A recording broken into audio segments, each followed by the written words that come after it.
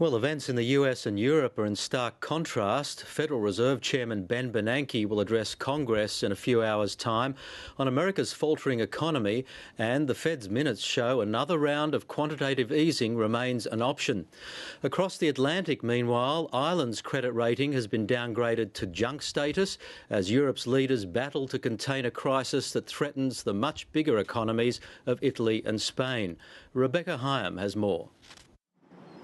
America's politicians are still deadlocked on a deal to raise the debt ceiling the country is motoring towards. They can't agree on a plan to cut the deficit, and in the meantime, the news on the US economy isn't good, especially the unemployment rate. The US should embark on a third round of actually cutting fiscal policy in the future. Very clear, credible deficit reduction targets is really what the US economy and the world economy should be doing.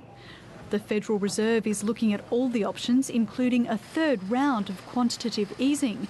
But the idea of QE3, as it's known, has caused divisions within the Federal Reserve's board. The minutes from its June meeting have noted that the committee might have to consider providing additional monetary policy stimulus, especially if economic growth remained too slow to meaningfully reduce the unemployment rate in the medium run. But other board members are more concerned about inflation and that the Fed should be considering an exit strategy to the ultra-loose monetary policy sooner than planned. For outgoing board member of Australia's central bank, Warwick McKibben, the choice between the two is clear. He says the biggest risk to the global economy is in European nations reducing debt, while the US, the biggest debtor, is not. The US really does have to start cutting their fiscal deficits. The rest of the world is already beginning to move in that direction, and if the US stands out, it's going to create a great deal of asymmetry in the global economy. As for Europe, attempts to get a grip on the debt crisis were again overtaken by events. Ireland has become the third euro area nation, along with Greece and Portugal, to have its credit rating slashed to junk status. Spain and Italy remain in real danger of being sucked into this. A financial crisis, as we are now facing, involving Italy but also Spain, is a game changer.